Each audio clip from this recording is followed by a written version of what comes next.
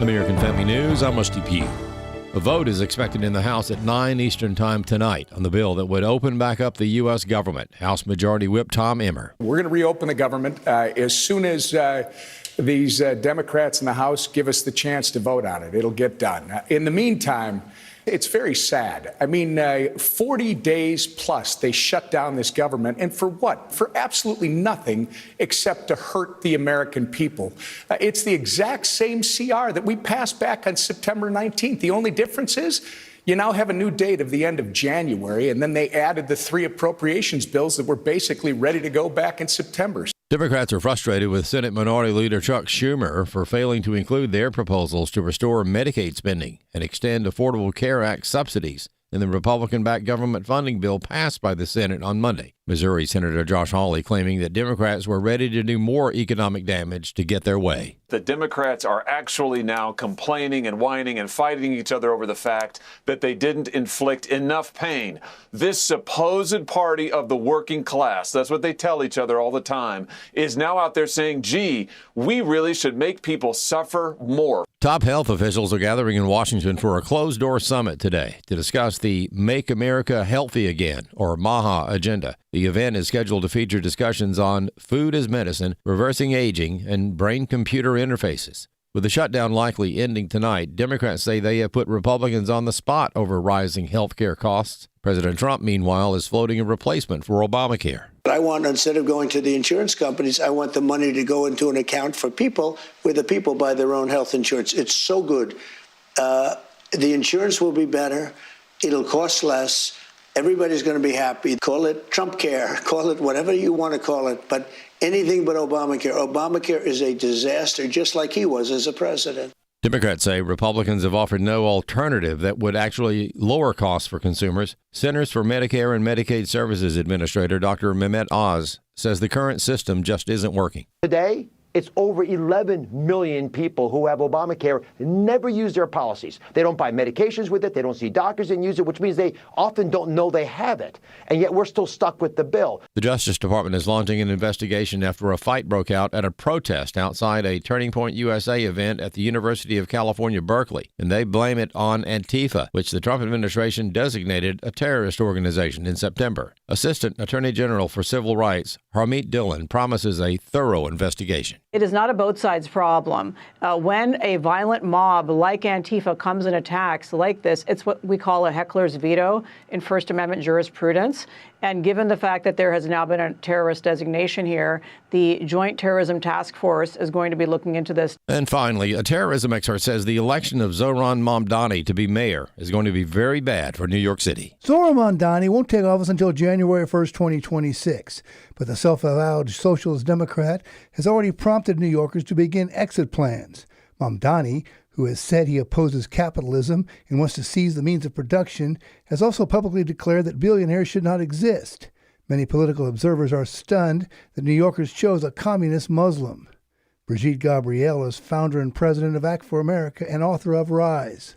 Reality we live in today. When we were sounding the alarm about the red-green axis, the leftists and Islamists coming together and organizing and networking and strategizing and running their own elected officials, the average American looks at what happened in New York and they are shocked. They think, oh my goodness, how can somebody like this get elected? He's going to be very bad for New York. Gabriel says there will be a mass exodus. There will be a mass exodus of capitalists and of Jews. And let's face it, the majority of businesses in New York are owned by Jewish people, very successful financial firms, hedge funds. And, you know, he wants to tax the top 1% of New Yorkers. Well, the top 1% of New Yorkers pay almost 50% of taxes. And it is those, the top 1%, who can actually relocate. I'm Chad Groening. More news online at afn.net. I'm Rusty Pugh. Every day, AFA offers biblical insight on issues that others aren't willing to touch in the hopes that you'll become a world changer. That's why we're offering an in-depth worldview training course called Activate. 13 different professors teaching 18 sessions, all available online, including a printed workbook to help you apply what you've learned and 1-year access to AFA streaming content to give you even more resources. Find out more about Activate and sign up today at activate.afa.net. Welcome to Today's Issues, offering a Christian response to the issues of the day.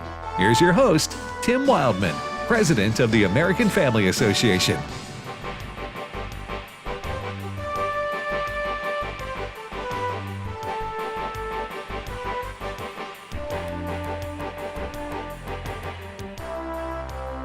Hey, welcome everybody to Today's Issues on the American Family Radio Network. Thanks for listening to AFR. Today is Wednesday, November the 12th, 2025. And joining me I'm Tim Wildmon. I don't know if I think the announcer said that. Joining me in studio is Ed Vitagliano. Good morning, Brother Ed. Good morning, Tim. Wesley Wildmon. Glad to be here. And Fred Jackson. Hello there. So it's four of us. As I said, we're going to split the brain power up 25% apiece. Yep. And we're prepared for that. And we're prepared for that. Yeah. Well, I just use 25% of my brain power every day, so. Well, you got to conserve, Ed. So you spend all your brain power. So you spend 25% of your brain 100% of the time. Yes. You like I did that? I like that. That sounds like something you tell your little baseball players you coach, Wesley. Give you need to get 25% of your effort 100% of the time. Who's with me? 7 days a week. 7 days a week. All right, Tim, Ed, Wesley, and Fred. We're here, and we're going to talk about what's happening in our country and in our world as much as we can and offer a biblical perspective on that, biblical worldview perspective. That's why we're here. That's what makes us different. Hopefully we can do that. That's what our goal is. And, of course, American Family Radio, we're here 24/7 providing good Bible teaching and news and information that will help you become a good Christian citizen in this here country. And by the way, we were having a reading this morning of a letter we're sending out to our supporters, which noted that upcoming is our 250th anniversary as a country. Yes, 1776, 250 years. 2026 is the 250th. I can't wait. I hope it's an amazing year because I have some of my fondest memories as a child. Was you're from Canada, Fred. Why are you laughing at me? Because he's from I'm Canada. about to share something very patriotic, and you're like laughing at me. I thought you were going to say I was there 250 years ago. Oh, well. No, I wasn't. He's losing a little bit, but not that much. Yeah, I don't think I'm slipping that bad. Yeah, I remember talking to George Washington. When I was a kid. Right, I gave him a piece of my mind. Anyway, so but what I was going to say was some of my fondest memories as a child was being 13 years old. That's a child, it's a teenager, and celebrating the bicentennial. Oh. You know? Yeah. You remember that? Yeah. You've mentioned that, but I don't. Like, obviously. Well, it was a great year. For me, 1976. Yeah, for Americans. I remember everybody had, your swim trunks were red, white, and blue. You had T-shirts that celebrated the bicentennial, Yep. and that was the year I graduated from high school. 76. 76. I was a 76 graduate. Oh, yeah. So Fred, anyway, don't pretend like you care. What's your you know what I'm talking about? Oh yeah, a lot of patriotism. Everybody was a patriot. Yeah. Man, it was such a wonderful time to be an American. Both parties, right? Yeah. Yeah, both parties. Oh yeah. Nobody was calling for the overthrow of the foundational ideas of our country. No. Democrats and Republicans had differences, obviously, on how to govern, but there was no question. I mean, I didn't say Jimmy Carter's a communist. Right. He was just. Or he didn't self-identify as a communist either. No, he didn't. Like Mom Donnie but does. Right. I mean, the Democrat Party has just gone so far left. But back in I don't know when you would say, but when that changed necessarily, it was kind of gradual. But everybody was, Democrats and Republicans alike were. The main fault line, loved America and were patriotic. Yeah, one of the, I shouldn't say the main, one of the main fault lines between Republicans and Democrats, they all loved America. Founding principles was guns or butter. Okay, that was the way I remember it in economics class. Do you spend more on military or do you spend more on providing social services? That was kind of the one of the main fault lines. Republicans wanted to spend more on military, like Ronald Reagan, to keep up with the Soviet Union, and Democrats said, no, we already spend too much. But they both parties loved America. Yeah. At least, I'm sorry, go ahead. No, I was going to say, like Wesley said, as far as we know, they did. So you got to ask another question about No, I was going to share a little inside baseball with our today's issues audience here. Go. But they can't share it with anybody else. Okay. All right. Just between us. Just between us. We are working on a 250-year anniversary of our country video with a couple of the Bartons and Steve McDowell, Rick Green, Walker, Wildmon, and a few others. And so we're working on coordinating that. So I mentioned that to give you a little inside baseball, but also so you could pray for the idea as it's coming together. And we'll release that in 2026. And we'll have more information as we get past New Year's. But we're working on something. So when you listen to us and you financially support the work we do, we're going to... You mean David and Tim Barton from Wall Builders? That's right. Yes, sir. And Stephen McDowell from the Providence and Rick Foundation. Green. Rick Green. Walker Wildmon. Yep. And also... but you have a commercial in there, Dad. We will have Tim Wildmon because he was there in 1770. When is the meeting? Because I didn't get an invitation. So we've got a couple AI audios of you that we're going to slip in. Oh, AI audios of me. And we're going to tell you what we want you to say. No, I'm just kidding. No, we can include you if you'd like to be included. Fred, would you like to be included?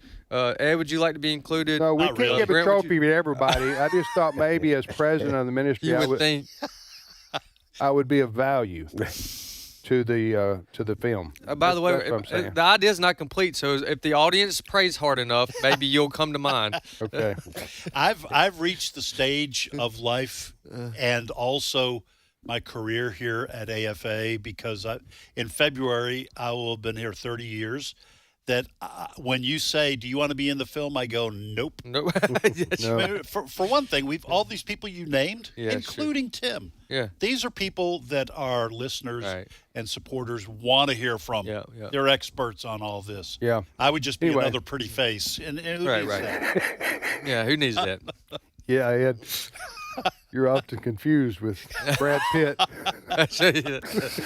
I'm actually more usually confused with Robert Redford after he passed away. Oh, okay. Bada boom. Okay, so anyway, I just say all that for the last 7 minutes to say I'm looking so forward to celebrating our 250th birthday here in the U.S. When is Canada's 200th or whatever? What's coming up next? Yeah, well, we were 100 years old in 1967 when you guys were talking. 67 was the big year for us, 100 years. So it's 150 or 160 now, right? Coming up on it. Coming up on it, yeah. Well, yeah. And 67, wait, there's another date that it wasn't that the last time the Toronto Maple Leafs won the Stanley Cup. Oh, for those who don't know, what Ed just did right there was he kicked Fred in the Canadian groin. Is what he did right there because he insulted his maybe worse than that, insulted his hockey team. Ed well, did. It's not technically his hockey team. No, Chicago's my hockey team. But anyway, it was a slight against a team that my team, the Boston Bruins, despised. It was unnecessary. It was unnecessary. And I don't think we're allowed to say what you said on the air. Don't say it again. I shouldn't have said that. I apologize.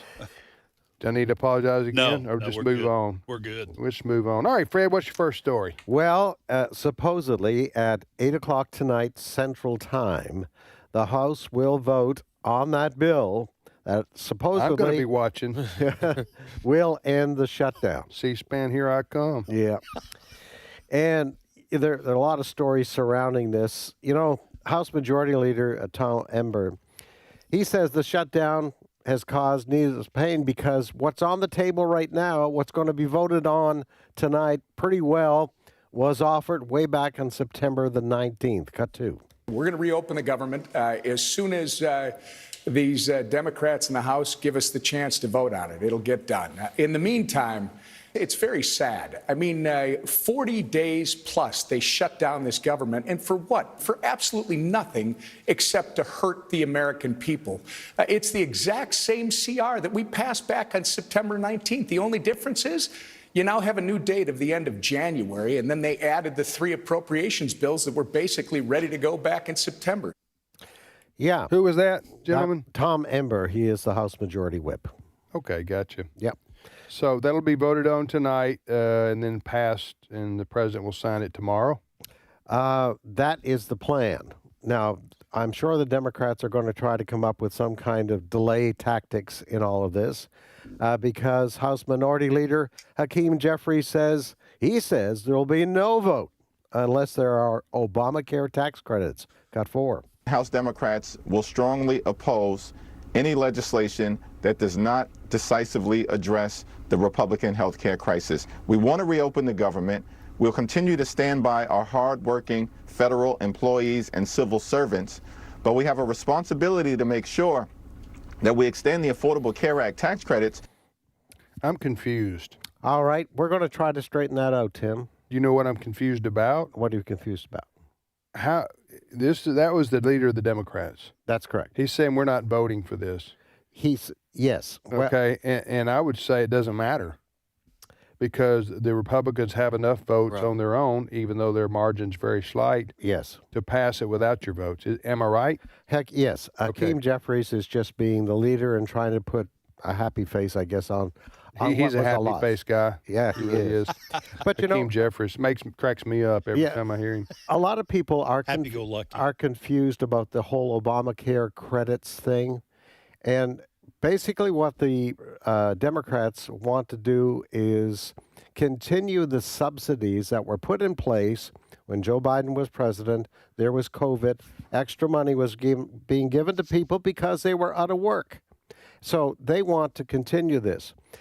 So we have Vic Roy, who's from the Foundation for Research on Equal Opportunity. He says Obamacare is overcharging right now the young and healthy to take care of the elderly and the sick. Cut 10, pardon me. Tell me what went wrong with Obamacare. The bottom line is it's the regulations. Obamacare created a nationwide, one-size-fits-all set of regulations for that kind of insurance that you were mentioning, that people buy on their own, outside of their employer, outside of the government. And the two things that Obamacare did that broke the insurance market were, one, it overcharged healthy people that needed insurance to help fund the cost of insurance for sick people, and overcharged young people to help fund the cost of insurance for sick people. So young people paid double, triple, quadruple what they were paying before, and healthy people paid double, triple, quadruple what they paid before. And so those were the people who were particularly harmed by Obamacare, who dropped out of the market, who can't find affordable coverage unless they get those subsidies. And the end result is, if only sicker and older people buy insurance, the price of insurance for everybody goes through the roof. Okay, so that was a good explanation. It was good. What he's talking about there. But I mean, that's kind of true about all insurance. That's what I was thinking. It's kind of true about all insurance that you create a pool of money. An insurance company with all of its customers creates a pool of money, and that pool of money is used to pay out claims. So you have to have enough healthy people in that pool who aren't drawing out because they're not getting sick in order to keep funding the health care for sick people so that the company can make a profit and stay in business. Okay, that's a very basic way of understanding how insurance works. So what Obamacare did is create a way for people who don't have insurance provided by work to try to get insurance, but it's got to work the same way. You've got to have young people and healthy people funding it through the insurance companies so that they don't go out of business. And we all know that if you go into a hospital emergency room, back when we had unlimited illegal immigration, they were filled. And the hospital was those people are still here. They were providing free health care for people who weren't paying anything. And so the rest of us, our bills were exaggeratedly high to cover the hospital so they could take care of those people for free. It's a very complex system, but the Democrats, I think this explanation was just very helpful, that you were charging incredibly high premiums for people who don't actually need to use the insurance to cover the people who do. Yeah. Well, all right. So I was like 30 seconds from eyes glazing over. But you finished just on time. My eyes were glazing over while I was speaking. I tell you. Well, anyway, let me ask you one other question, if I can belabor the point, because most people say I don't want to belabor the point, but I'm going to belabor it. Yeah, let's do it. Huh? On Right purpose. here. When they say, what is an Obamacare subsidy? What is that exactly? Is that money that goes to individuals directly to help pay for Obamacare insurance, or does that go to companies? What is an Obamacare, or does that go to states? What is an Obamacare subsidy? Does anybody here know? The aim of it is to reduce the cost of insurance for individuals. But what is it? Is it federal tax dollars? Oh, it's federal tax dollars. So it's federal money. It's federal money. Absolutely. It's real money that the federal government is doling out. Is that what this is? Yes. Okay. That's what a subsidy means. Yes. Okay. And here's another. And it goes to insurance companies. Yes. So if you're an individual who wants to go through Obamacare to get insurance, you go to company X. Yes. And you have the subsidy, so you can kick in that extra money and add it to what you're going to provide. So that kind of subsidy has been going on since COVID. It was done in the name of helping people get through COVID financially, right? Yes. And now it's supposed to term out. The legal limit, it's supposed to expire. Yes. And the Democrats they're holding out saying, no, we want to continue with the subsidies. Is that right? Yes. Yeah. And you looked at me. Yeah, I'm looking at you, Wesley, because I don't see any answers in your eyes, son. Go ahead. I was going to say one additional thing to remember is that insurance companies are free to do the following. They find out that Congress is kicking in federal tax dollars to create subsidies, so then they are legally allowed to raise the premiums. Yes. Because they're going to be getting free money from the government. Yes. And so everyone else complains because rates go up. Yes. You know, I think you're going to find more and more people interested in this Christian share type of approach. Now, we have traditional insurance here. Yes. But we've looked into that, though. We've looked into that, and there may be a time in the future when we swap over. But I'm just saying that's growing. It is. That Medishare, right? No, what's it called? The different you know what I'm saying? That approach. That's right, Medishare. Medishare, where we advertise them on April. Yeah. It's a great organization, and but anyway, I think that will continue to grow. Christian Care Ministry, Medishare. Because health insurance is goes up, and the cost of health care goes up every year. And health care is not like any other kind of insurance. All right. You're talking about life. Okay. You're talking about health. You're talking about your well-being. And so you can't, you can't, nobody wants to say, well, you can't have a kidney transplant, sir, because you don't have any money. Right. So just go home and die. I mean, who does that? No. Huh? So it's whereas you could say, well, sorry, sir, you don't have the money for your car insurance, so you just go home and don't drive. Okay, well, you can deal with that. You know what I'm saying? Right. But you can't. The other I'm talking about is even people here who are here illegally. I'm a deport people who are here illegally guy, because we have to have legal immigration, we have to have law and order, or we don't have a country. But if you're going to ask Tim, there's a child who's 5 years old who's got tuberculosis or whatever, or breaks their leg, and he's here illegally. Do you want to yes or no on helping him with this sickness or ailment? I would say yes. Huh? You got to say yes. Yeah. Do you not have a heart? Right. You know what I'm saying? So, but at the same time of me saying, you got to help So you got to help people who are in need physically. At the same time, guess what? Your charity has to be paid for. Yep. Yes. That's a reality also. Right. So does that make sense? Yeah, and so there's nothing wrong with saying, okay, absolutely, take care of the kid, broke his arm. Right. But we don't need so many people here getting health care who can't pay, because that affects the cost for everybody else. So we're going to firm up the border. Yep. And we're going to deport people. They may go to the emergency room before they get out, but what we're America? going to shut down the. I don't want to belabor. I'm going to belabor a belabored point here. Can I belabor? Absolutely. I'll double down on my belaboring. But you got 8, 7, 6, and I start glazing over. I'll just say this, and I'm not saying anything, but everybody, most people that are listening don't already agree with what Joe Biden and the Democrats did for 4 years by doing away with our border was abominable. Mm-hmm. And is going to hurt our country for a long, long time, because we've got, they say 15 million people came in here. Who knows, maybe more. In 4 years, just nobody vetted them. We're hearing now all the time about people being caught who are here illegally, who are criminals, right? That's right. But just people who aren't criminals, but just poured into our country without any kind of law and order, without going through the process of legal immigration.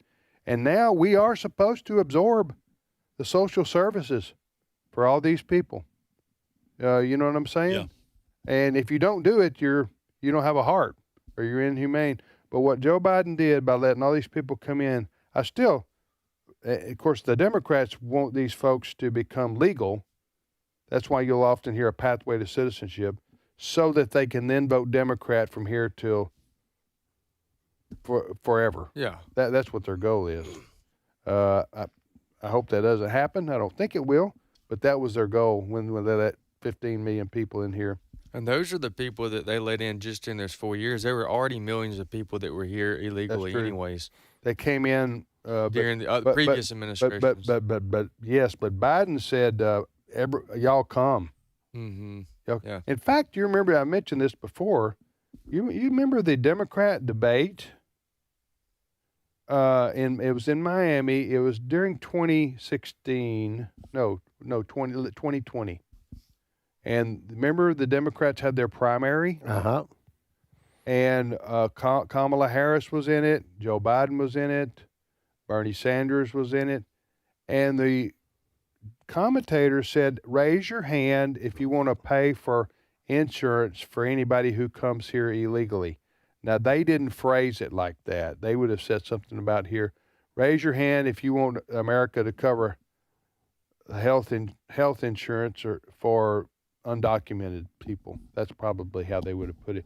And every one of them raised their hands. That's right. And you're going like, you're incentivizing people to come here from all over the world and just pour into our country, and we're supposed to take care of them by you raising your hand saying we should pay for their health needs. Right. Because that's the ultimate agenda of Obamacare. Right. It was step one to get socialized medical care. Yes. Yeah. One day we're going to have socialized medicine, probably, or some form of it. Yep. People would argue Obamacare already is, but then you're going to have people who want to pay for country club membership. Yeah. You know what I'm saying? Mm-hmm. Pay for health care. An even bigger gap on either side. Above and beyond what you can get through just general insurance or not having insurance. We'll be back in a couple of minutes, and I promise not to belabor the belaboring. It's no more belaboring for me this show. Okay. All right. No All more of us belaboring. say amen. All right. We'll be back momentarily.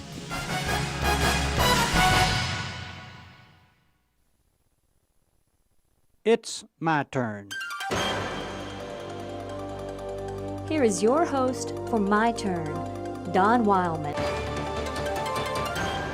Years ago, a national magazine carried an article about insurance company executive Edward Rust.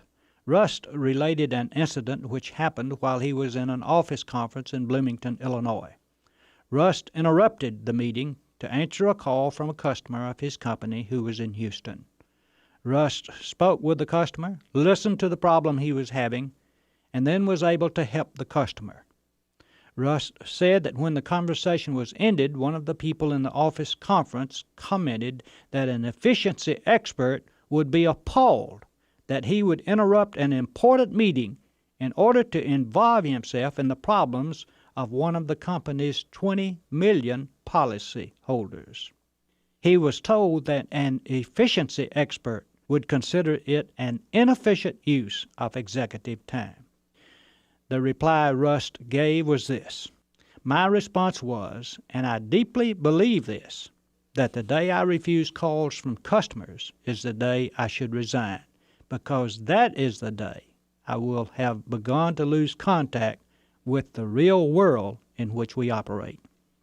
As I read that story, I got to thinking about God. Many times we doubt if God is interested in us personally and in our personal problems.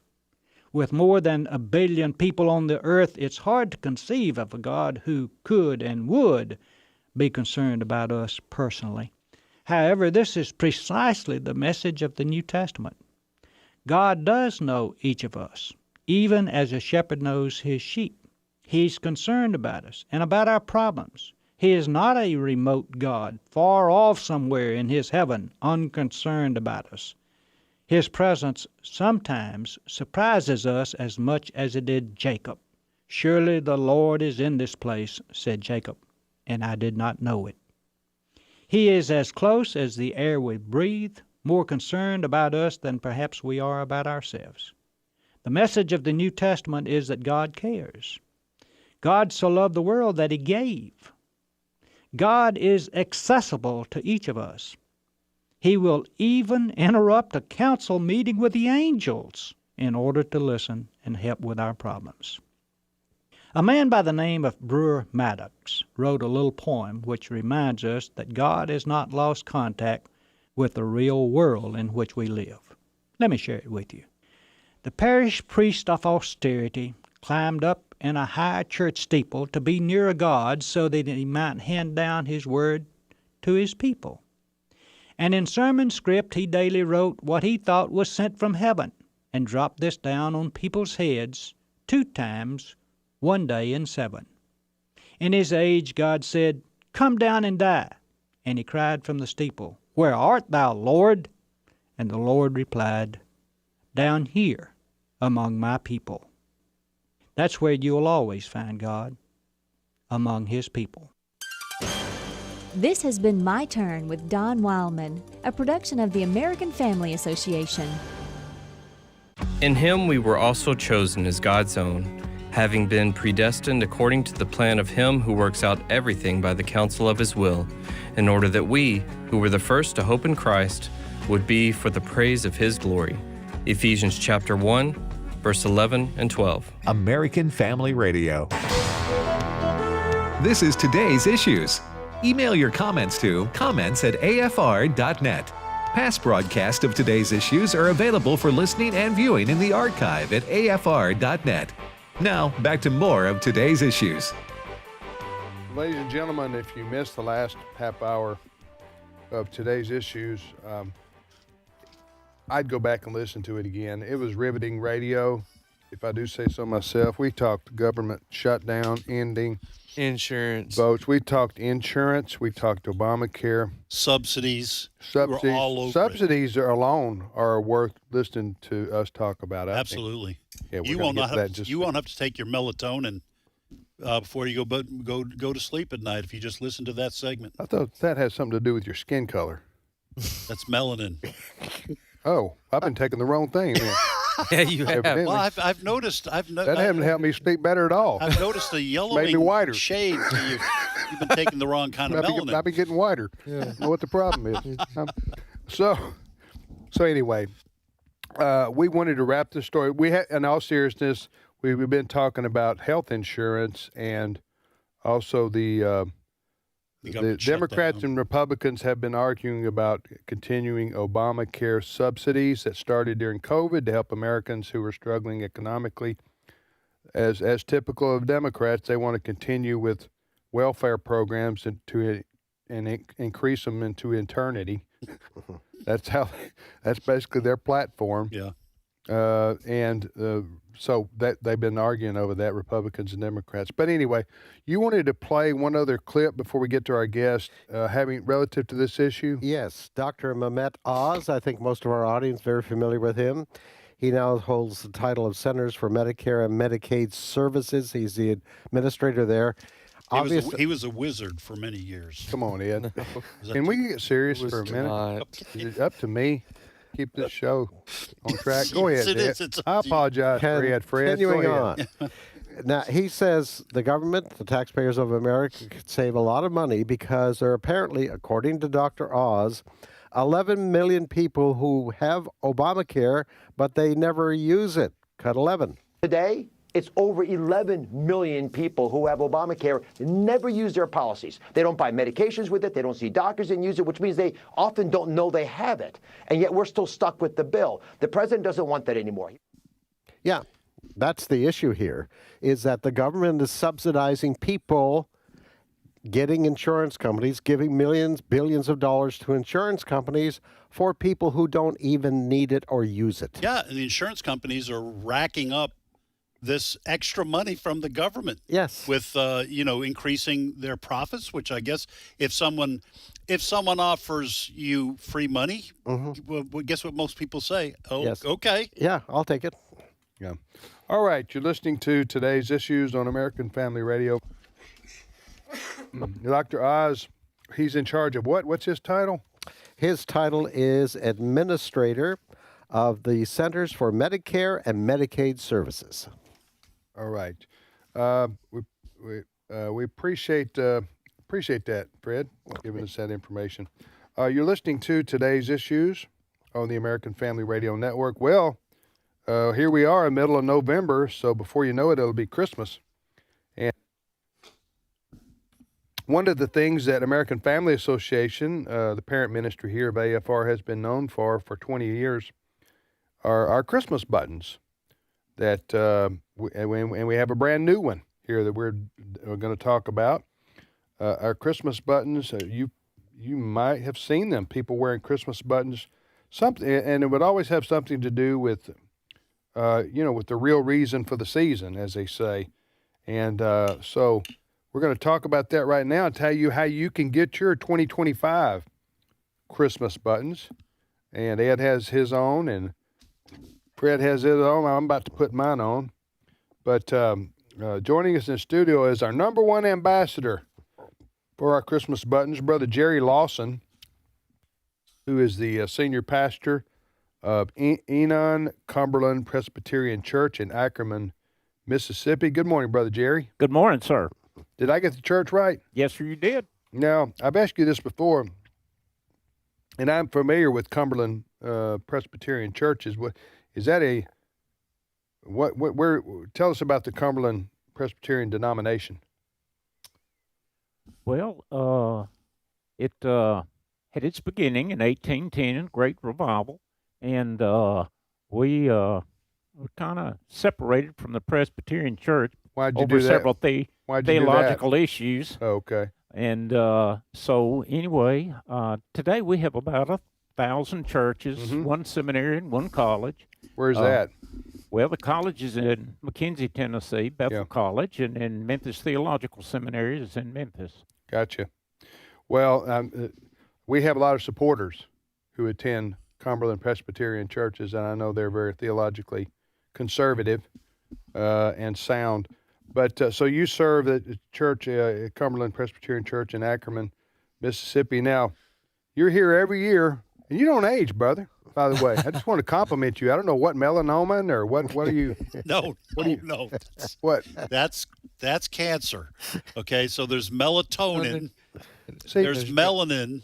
And then there's melanoma. You see, Jerry, I have to deal with the splitting hair stuff. Well, with as long as you're not wearing glasses, I will not change. All right. For those who don't know, tell us a little bit of the story of how you got to be our number one Christmas button guy.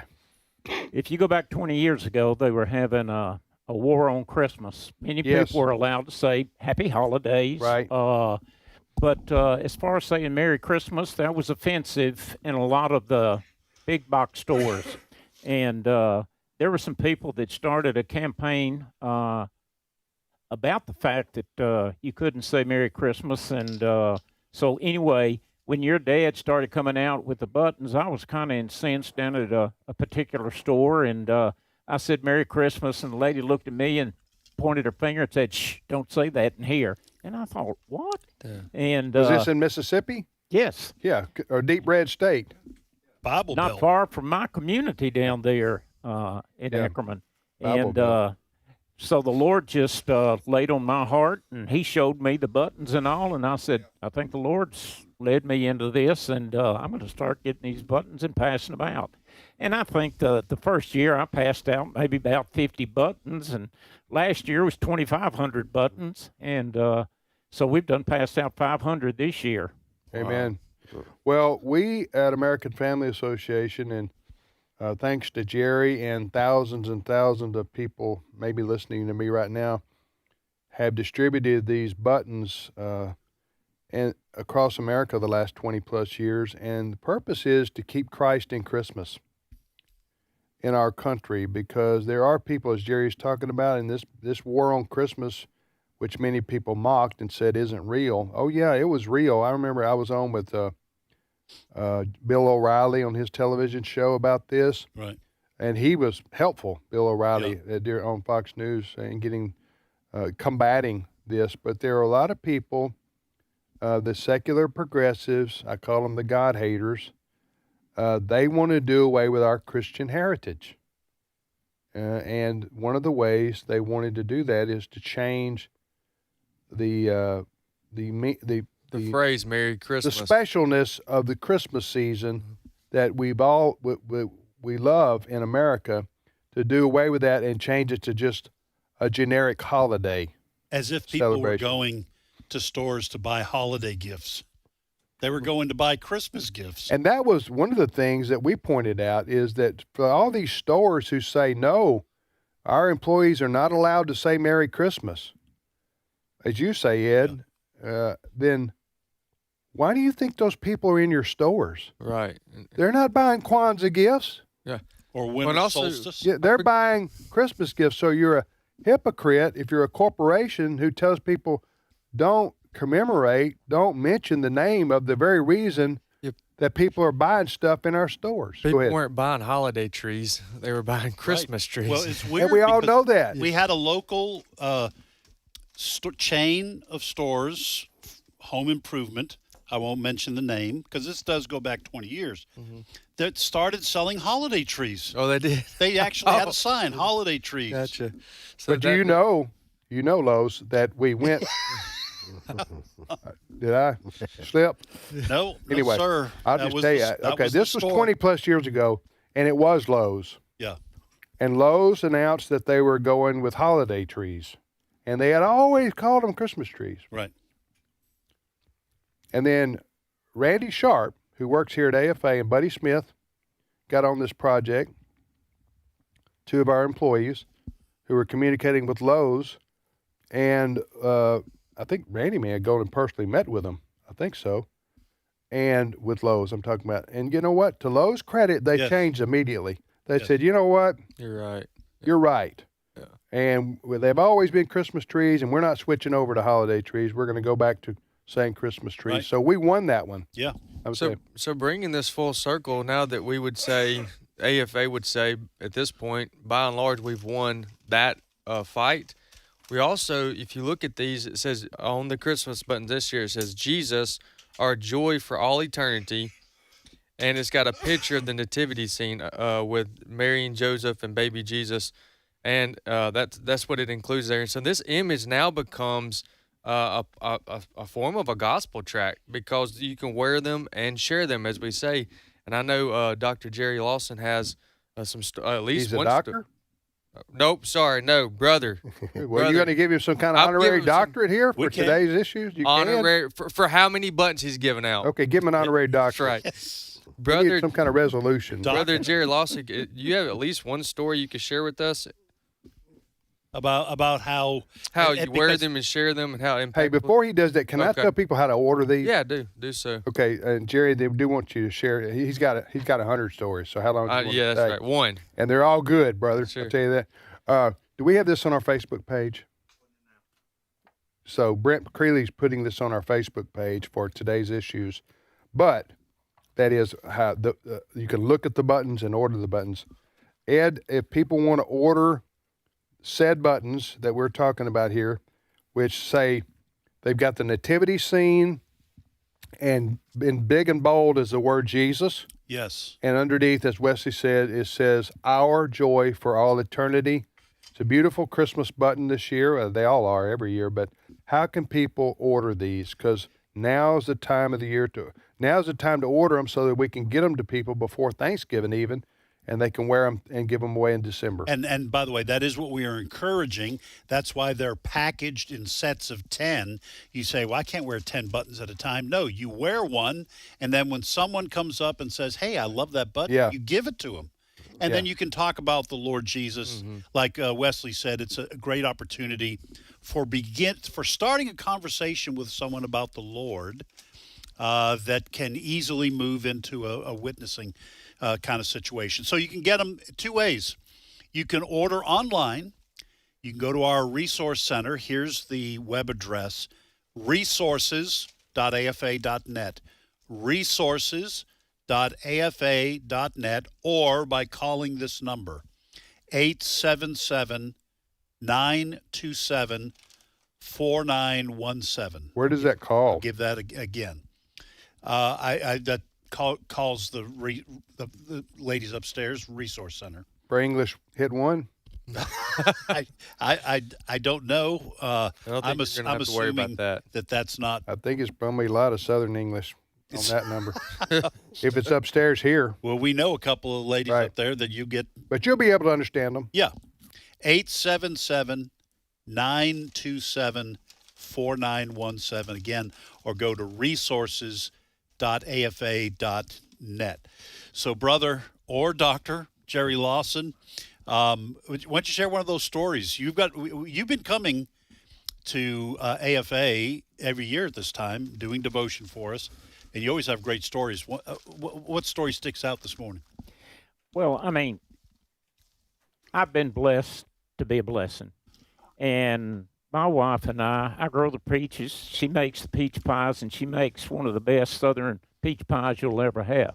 And this past week, I was taking a meal to a shut-in, and when I went into the house, there was one of these in-home health care workers, this black lady, and she kept looking at my button. And, of course, I like to wear a shirt with a pocket and have a button with a magnet behind it where I can just pop it off and hand it to them, and it kind of startles them when I can take it off like that. But she said, I'd like to have one of those buttons. And I said, well, have you talked to Jesus about it? She said, well, no. I said, well, he knows you wanted one, so I'm going to give it to you. And she looked at it. She hugged me. She gave me a kiss. My wife doesn't know about that, but I don't want her to find out. But anyway, she did exactly what I wanted her to do. And she said, Sunday, when I go to church, I'm going to tell our elders and deacons to order us some buttons. Said we all need to be wearing them in the church. And I thought, well, that's great. That's awesome. I had an 8-year-old girl come up to me Sunday at church, and I wondered if she'd lost her button because she'd been wearing it.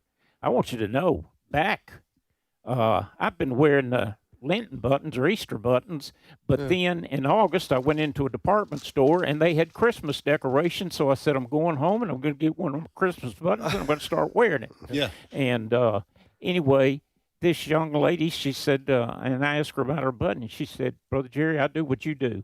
I gave it away. Can I have another one? She got another one. Yes. And but I agree.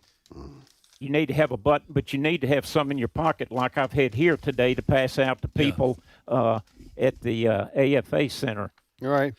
Well, they come in packaged in of 10. It's free shipping. Free shipping. And how do they order, Ed? Well, and we do. By the way, you can order several packs. I don't know off the top of my head with these costs, but it's not that much, so you can give away as many as you can. Here's the way to order. You do two ways. Online, you go to our resource center, and the web address is resources.afa.net, resources.afa.net, or call this number, 877-927-4917, 877-927-4917. And can I share something embarrassing about myself? Please do. Yeah, okay. So when Brother Don first started doing this 20 years ago, my dad, your dad, founder of this Brother Don, ministry. yeah, he came into my office, and Rusty Benson, we were working on the magazine at that time, and he said, I have an idea, and I want to see what you guys think about it.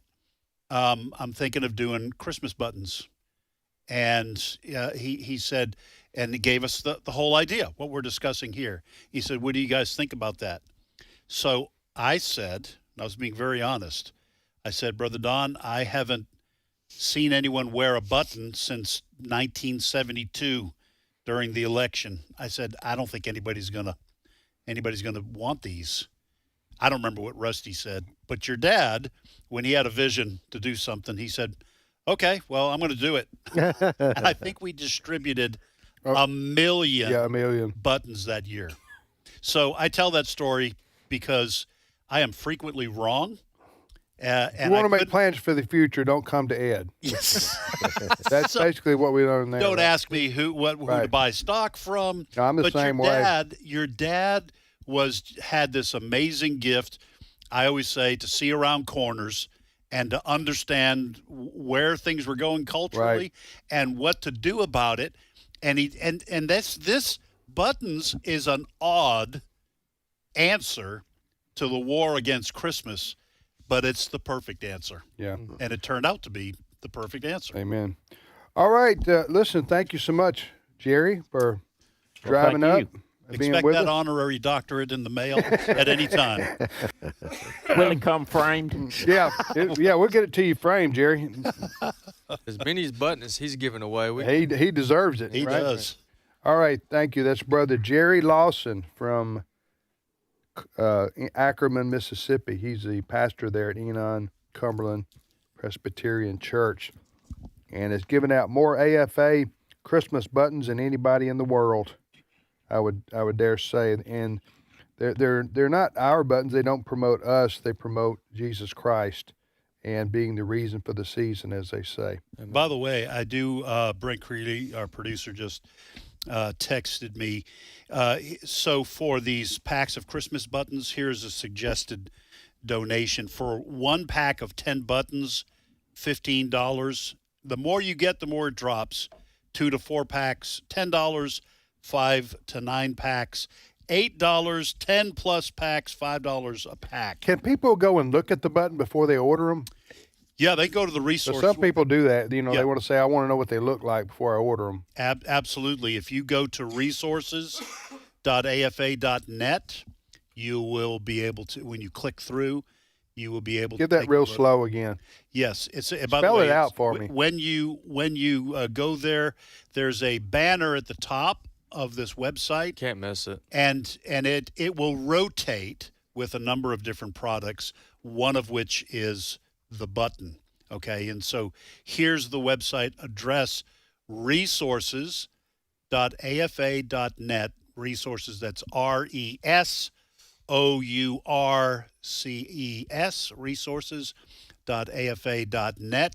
And if you go, you will find our Joy for All Eternity Christmas buttons, and you just click on that, and people need to order these because it's time because we got plenty of time now to get them to people before Thanksgiving even, so that during the month of December you can wear them and give them away. It's a great way to witness. Yes, right? It is. I mean, the Bible tells us we should share the hope that is within us, and no better time of the year than Christmas to do that with people. And so the buttons are a great conversation starter. Yes. Right? Right.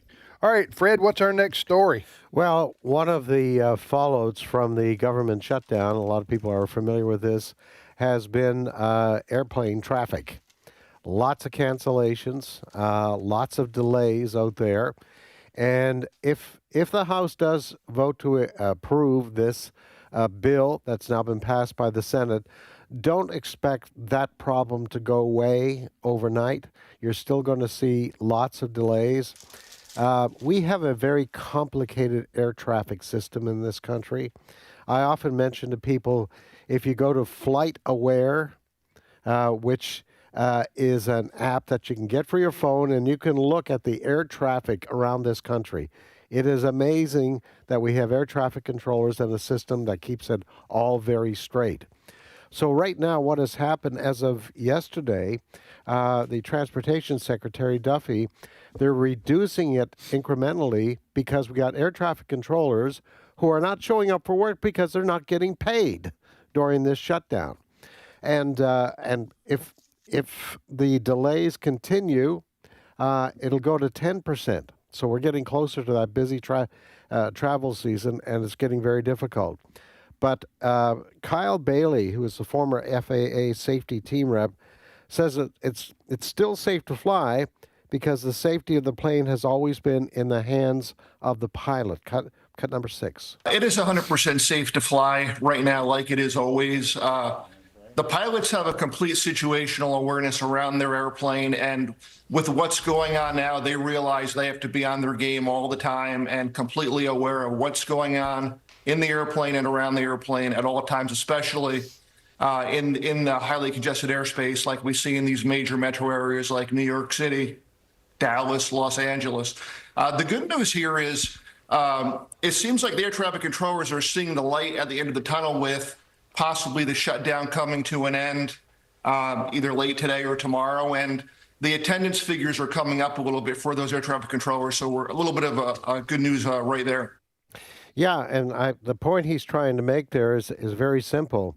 They're only going to allow as many planes as the existing air traffic control system as we're in right now can handle, all right? So you don't have to worry about planes running into each other. But what you do have to worry about right now, if you got a reservation for a flight in the next 24 hours or so, you may get contacted by your airline saying, we're not doing it, you're canceling your flight or delaying your flight. So, it's for safety that's going on right now, why you have all these cancellations or you have delays. But they are promising to get it back. Hey, listen, these air traffic controllers have a very, very intense job. Right. You imagine being an air traffic controller around Atlanta or Chicago or New York. New York, you got 2 big airports. Well, actually, you got 3. Newark, you got Kennedy, and you got LaGuardia in there. I have so much respect for these guys, these air traffic controllers. And you're a these, former military pilot yourself, so you pay attention to these things. You showed us during our story meeting this morning. You follow on the app, on certain apps about incoming flights, outgoing. It looks like spaghetti strands. It does on that screen. It's amazing that we don't have more accidents, but it's because of the professionals that run the system, both in the cockpit and in that tower. Right.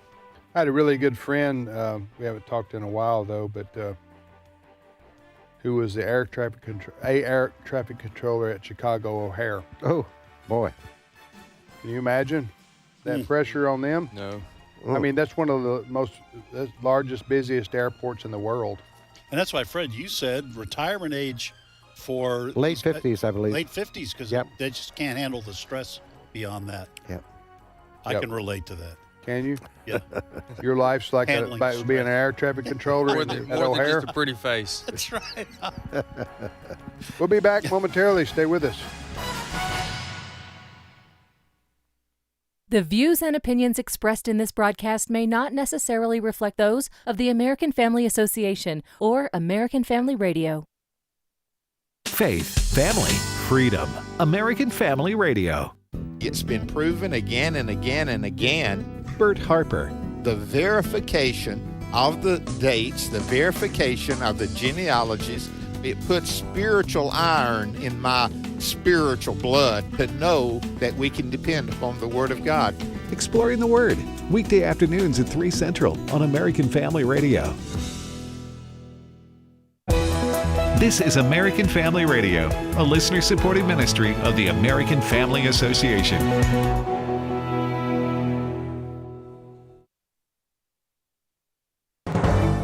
American Family News, I'm Rusty Pugh.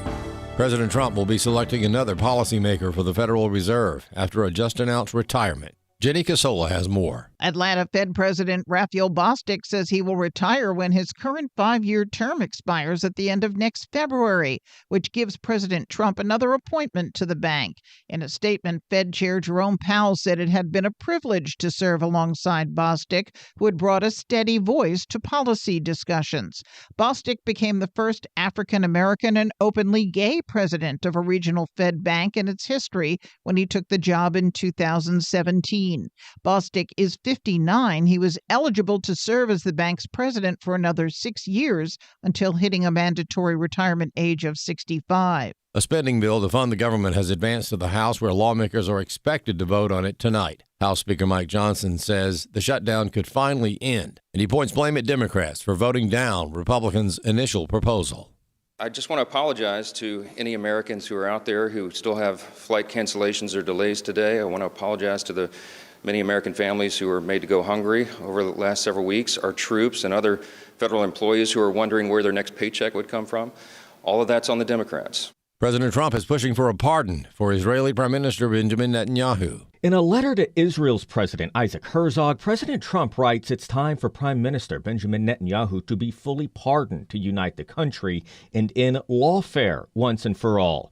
President Trump concluded a speech at Israel's parliament last month, also calling for a pardon of Netanyahu. The prime minister is on trial for corruption charges.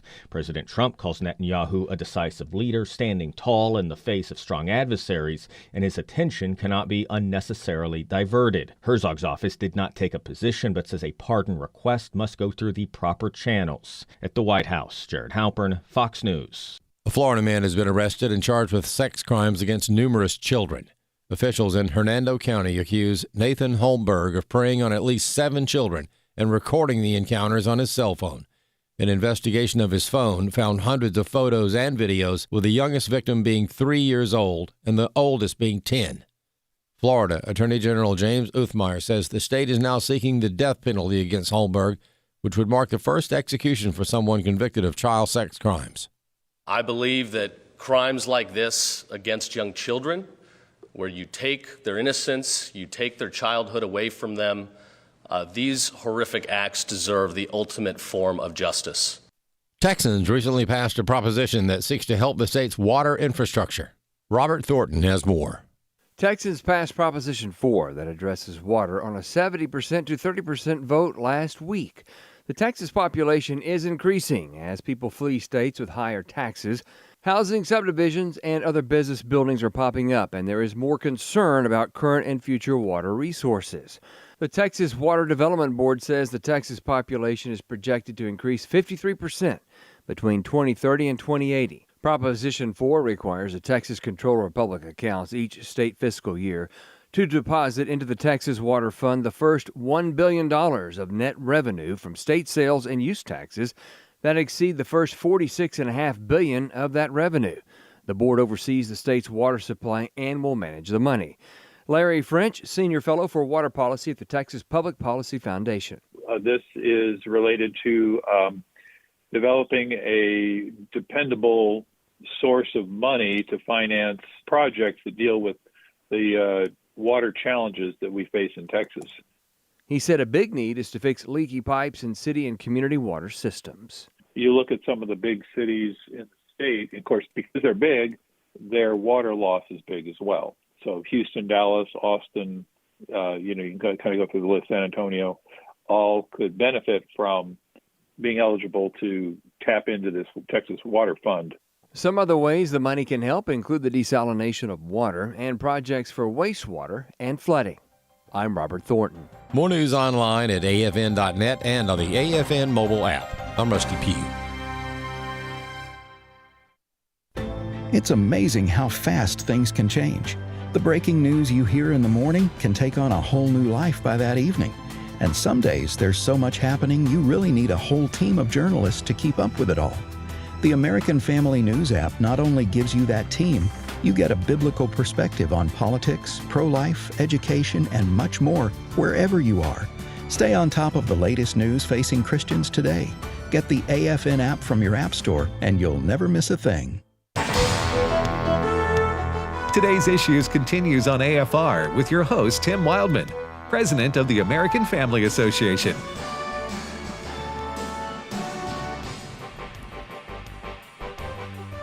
Hey, welcome back, everybody, to Today's Issues. That's the name of this here show on the American Family Radio Network. Thanks for listening to AFR. We got 24 and a half more minutes of education and news and information.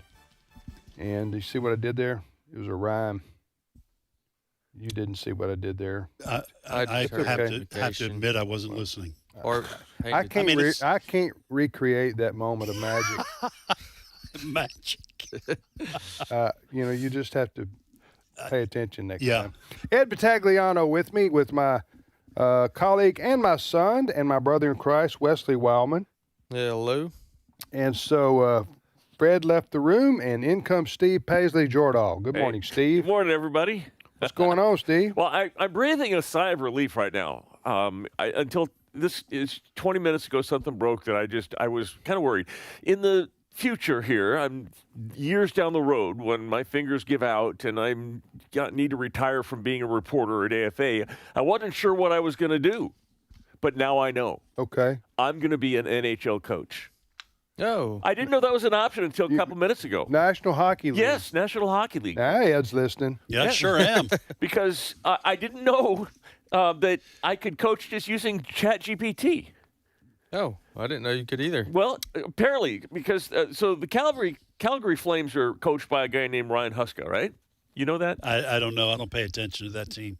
Unless it's the Bruins. They're pretty bad. Well, and this is the thing. They are bad. So Coach Huska decided he needed to think outside the barn. This was his talking. And this is what he came up with, cut 19. So I went down a rabbit hole last night after watching this game here. And I put in, you guys use ChatGPT? I put in 5 games, goals that we've scored. I gave it a bunch of different things to go in there.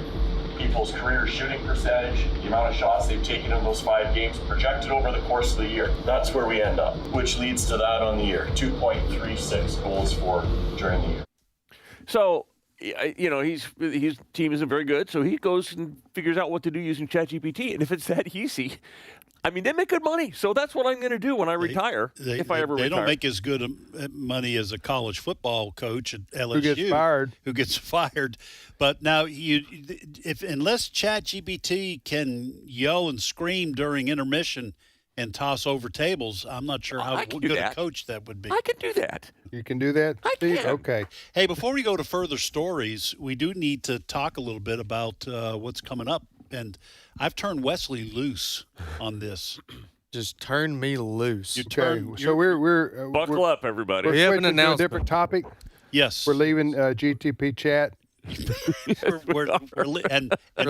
melanin supplements. And all that. And a GT, that was quite a car for those of us who lived through the 70s and 80s. And we're moving on from InstaFace. Okay. And Snapface. Chat, yeah. You Snapchat that and send it out to people. Hey, can we get serious, guys? Yeah. We have I doubt That's it. why I'm here. Okay. I really doubt it. All right. Okay.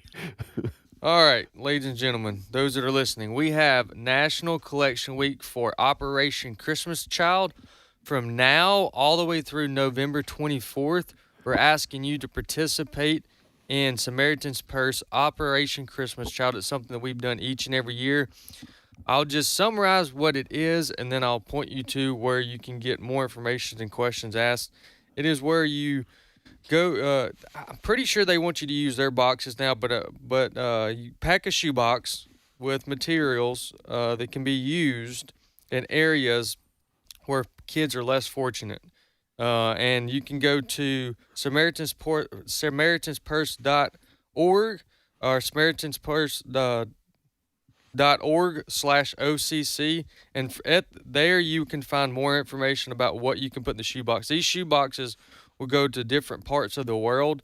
Operation Christmas Child is hoping to reach 12.6 million children with the gospel through these shoeboxes that we're describing.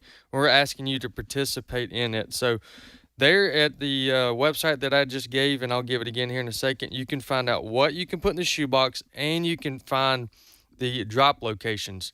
Most local churches in your area is going to have a drop locate, or going to be able to receive your shoebox, and then from there they'll get them where they're supposed to go. So go to SamaritansPurse.org/OCC. I got a question for you there, Wesley. Yep. I want to participate. I'm not feeling all that much motivated, though, to go shopping. So I think I'd like to give the kids some shoes. Do you think I could just buy some shoes and send the box on over? What I know what you can do is you can go to that website, and I'm pretty sure you can purchase a box that they will fulfill for you. That's. But as far as shoes goes, I don't think you they'd could fit put the box. They've then that's all that would fit in there. Well, I mean, Hey, some somebody kids needs shoes over that's there. true. Steve, are you on some kind of medication or something today? Melatonin. You're Melatonin. You're a wild man. Yeah. That's my name. Yes. The most important information is the deadline, and Which that's is when? November 24th. Okay, so we support the Operation Christmas Child Shoebox campaign, and we're telling you that the last day to do that is November the 24th, right, Wesley? Is that what you're saying? That's correct. And turn them in so that they have time to ship them out before Christmas. That's right. Yep. And they go all over the world. Yep. What an easy way that we can spread the gospel and fulfill Matthew 28. You know what we need to do one year, and I'm not suggesting we do it this year, but we've done it before.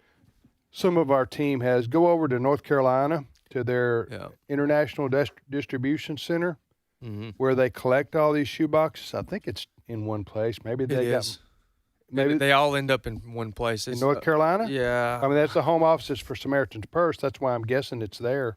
Maybe it's in another city. Maybe it's in Minneapolis, Minnesota. Huh? You know see what I did there? Yeah. Yeah. It was a terrible Billy Graham impersonation. It was, but I got it. Okay, you got it. I did it enough to where you understood. Yes. Yeah. Find out where they're. Well, anyway, I think it'd be like a live remote interesting broadcast for us to do our show from there one year. Yeah. Huh? Okay. Yeah, live broadcast. Yeah. I remember. Not a dead one. No. You don't want a dead broadcast. No. Who wants to listen to that? No. I remember back in the day when I was working at Focus, they actually offered to take me on the big Antonov plane where they deliver all these boxes to wherever they were going. It was somewhere in Eastern Europe. I couldn't do it, but they were going to take me as a journalist on the trip and hand them out. Walker Wildmon did that, and J.J. Jasper's done that. That'd be great. I know. John Wright, Boone, North Carolina is the headquarters where they bring all the shoe boxes to one location, and they also have to double check them. They make sure that they're safe. Fit the qualifications that they have set for shoe boxes to be sent. That's a great idea. We could interview people who work there, volunteer there, people who are behind it, in terms of executive leadership. That would be I'd just like to see how it works. Yeah. Physically see how it works. Pretty amazing operation. You're listening to Today's Issues on American Family Radio. First story, Steve. We talked yesterday, I believe it was, or Monday, I guess it was, to Frank Turk about the Turning Point USA event that was going to be happening at UC Berkeley. And it happened, but it wasn't without some controversy. They put the protesters right outside the front door of the meeting hall where TPUSA was going to hold its event, which means that everybody who wanted to attend had to go through this little narrow passageway past all these protesters. There was fights. It seemed that UC Berkeley was making it as difficult as possible on everybody. One of the things that happened was that there was a Christian man who was outside.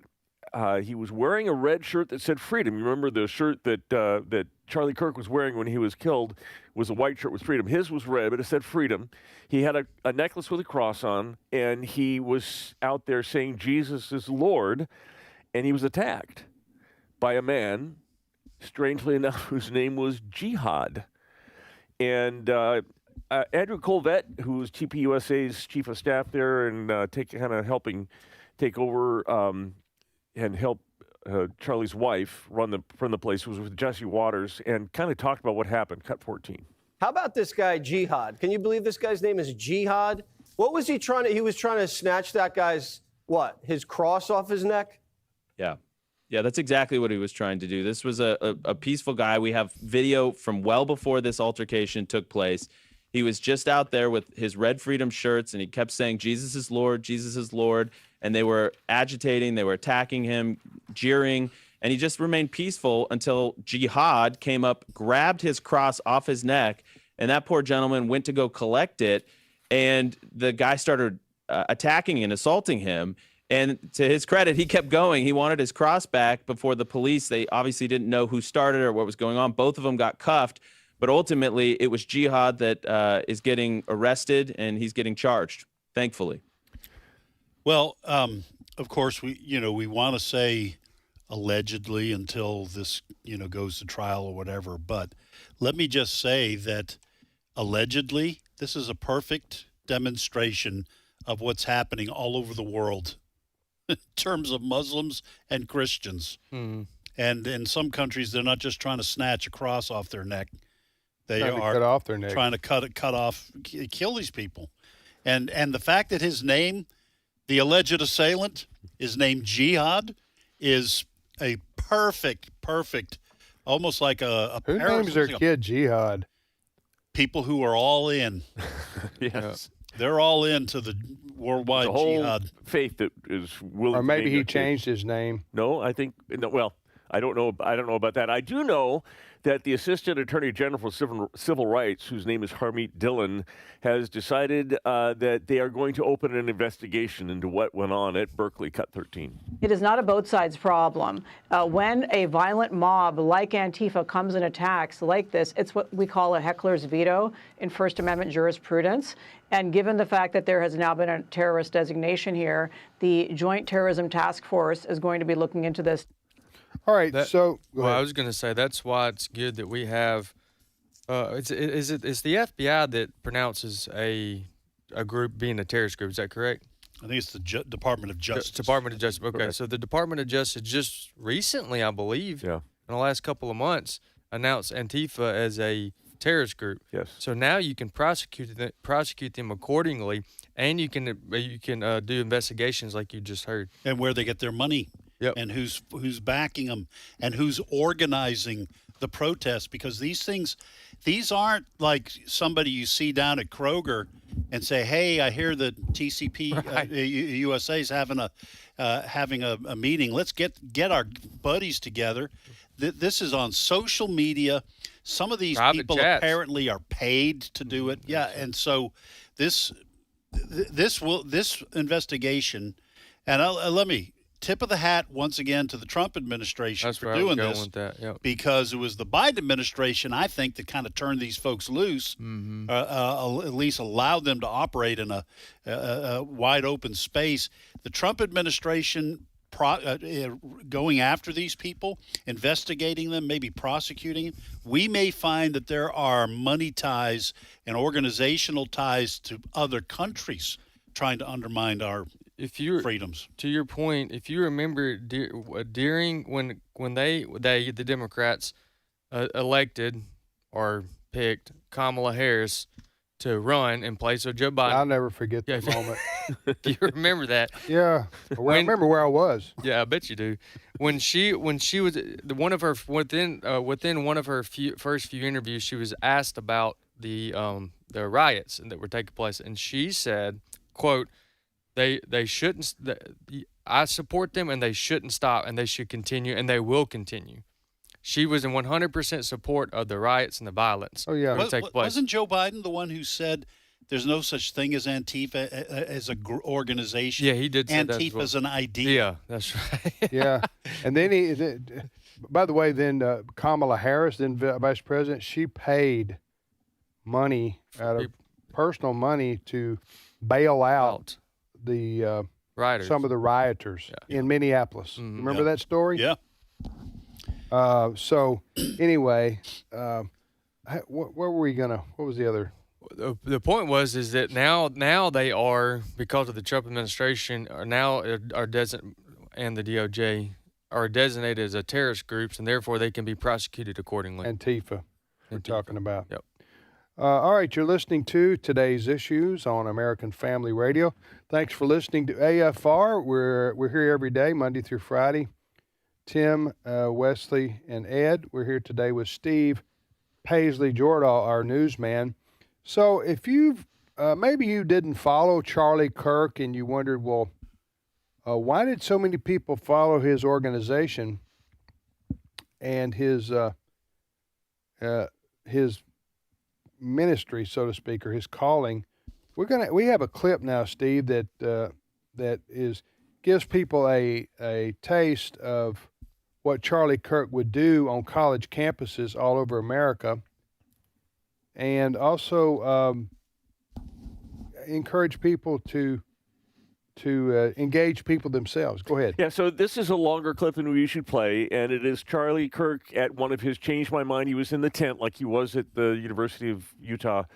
This is a gentleman who's a Christian, said he's a Christian, and challenged Charlie on his government involvement, called him a nationalist. They had that debate. It's longer than usual, but we wanted to give this to you because it kind of gives a flavor of how Charlie would interact with people, the tone, the mode, the politeness, that kind of a thing. So listen to this, and we can talk about it at the end. 12. So I'm particularly concerned about your brand of Christianity. As a Christian myself, Christian nationalism I do not agree with at all. I think it's antithetical to the values of the early church. And I think, how do you reconcile especially white Christians in this America, marrying politics and power with their faith in this country? There's a lot there. I've never described myself as a Christian nationalist. So I'm a Christian and a nationalist, so I've never used those two things. And then right there, that and nationalist, where in the scriptures does a Christian... Well, thank you. Jeremiah 29:7, demand the welfare of the nation that you are in, because your welfare is tied to your nation's welfare. Let me continue. Daniel fasted and prayed for his nation. Esther and Mordecai cared for their nation. They were counsel to the king. Right. Nehemiah, Jeremiah, Joseph, Jacob. I could keep on going. Moses, Aaron. In fact, Moses was so political that he wrote an entire book of the Torah all about how to set up a government. It's the book of Deuteronomy. So, in fact, the Bible is an explicitly political text amongst many other things. Now, can we interpret those texts in the light of the revelation of Christ? Because you just cited all Old Testament texts, but you've not once cited St. Paul. Okay, yeah. If you want me to also, by the way, just so we are cite St. Paul about the kingdom of heaven and the governance. Just so we're clear, do you think that the New Testament is greater than the Old Testament? It is. It is greater because the revelation of Christ dictates how we interpret the Old Testament. So you think that all of a sudden, like Genesis 1 is not as great just because of the New Testament? The Old Testament was a type and shadow of the things to come, and now we live in the full revelation of Christ. Again, that is by definition such a dangerous theological... That's not true. That's Christological theology. Hold on. Of course I believe in the resurrection. But to all of a sudden say that, like, in the beginning God created the heavens and the earth is, like, somehow lesser because of the revelation of the New Testament. Christ even said, I did not come to abolish the law of the prophets, I came to fulfill the law. In fact, he said all the laws of the prophet hang on the two teachings, Leviticus 19 and Deuteronomy 3-5. However, to use a New Testament example, as you asked, says in 1 Timothy, pray for your leaders in authority by name that they might make righteous, great decisions. I'm going to continue. Christ our Lord said, on this rock build my what? Church. Wrong. Ecclesia. It's not the word church. Okay, the word English church, translations of Common Bible say church, so my bad. Well, actually, it shouldn't, because the original Greek term says, on this rock build my government structure. Ecclesia was a secular word used in that time, which was all about the advancement of freedom and liberty, which are the two words in Greek, eleutheria, isonomia, which are the two words there. So the point being, Christ called us to be salt and light. We as Christians should change the environment that we come in contact with. That's what salt and light do. So why should we then not care about changing government to be more Christ-like? All right, so the program, that's where you hit the end of the break. Yeah, no, in all seriousness. That's a mic drop. Yeah, for sure. That was Charlie Kirk. I wanted to play that for you because I came across that clip on, I think, YouTube or something the other day, and I was just going, wow. No wonder the devil didn't like this guy. Yeah. Or hated this guy. Because he was very, very effective. What you just heard, that's what he did all the time. Multiple times a week. On college campuses. Now, Frank Turek does it too, Brother Frank does. Alex McFarland. And there's some others, but Charlie had developed a big following anyway. He would go to these college campuses and all comers. It's amazing to me. It's one thing to, as an intellectual myself, it's one thing. What? I didn't say anything. No, I know you didn't. But Wesley, you held well. You held well. I did it for us all. Wesley and Steve are about to burst out laughing here. Okay, so all right, as a would-be. And there you go. As a wannabe intellectual myself. We're all wannabe intellectuals here. So it's one thing to prepare for a debate where you know the subject matter and you know who you're going to be debating against and you know the time constraints and all those things. That's still very challenging mentally to do. And you were on the debate team, so you know how that works. And I've been on radio and television interviews many times over my career with people on the left doing debates, doing discussions, doing disagreements. So, but to have the spontaneity that Charlie Kirk invited, where people come up to the microphone and one after another, ask questions, and he doesn't know what they're going to ask necessarily, but he knows maybe they're going to be adversarial or they wouldn't be asking questions anyway. In fact, he asked people who disagreed with him to come to the front of the line. Can you putting yourself out there like that? And then that's why he developed this huge following of people who wanted to go and watch him on college campuses and on social media. Wesley, go ahead. Yeah, and that was, I don't remember the exact date, but that goes back a couple of months. I've also seen one with him on the Second Amendment, and he had a debate with a gentleman who is actually a more of a moderate. He wasn't a far left, but he just also didn't agree with the way the current system set up. Anyways, I remember him debating or having an exchange or debate, however you want to look at it, with this gentleman on the Second Amendment. And the guy that had the microphone actually posed a couple of questions or points that Charlie himself said, you know what, on that one I could, it's not the way it currently is set up, but I could agree with you that I could agree with you that we should make that change. And so there were times where in his debate or in his argument that in that same debate he also said, I don't know about that, but let me get back with you on that. Yeah. So he was legit. He was real. He was genuine. He was genuine, and I think that was part of what attracted young people to him. That's right. Is because if he didn't know, he'd say so. Yep. And he was respectful. He was respectful in that exchange. Yeah. And so listen. As we've said, as many people have said, there was one Charlie Kirk. Mm-hmm. God seemed to clearly have raised him up, but that doesn't mean there aren't more, if you will, more Charlie Kirks out there. Hey, if you want to go down a rabbit hole, just go to YouTube and type in Charlie Kirk debate. There's hours of this stuff. Yes. And what's interesting is that a lot of people who had only heard of Charlie but had never seen him do these, after he was assassinated, they went and started listening and watching these videos. So his impact continues. Do you know Charlie Kirk, even one of the ironies here is that he never went to college. That's right. Right, he went and then he may have went. One semester he dropped out. He may have gone to college, but he didn't go to college or graduate from college. And yet he was known for going to college campuses.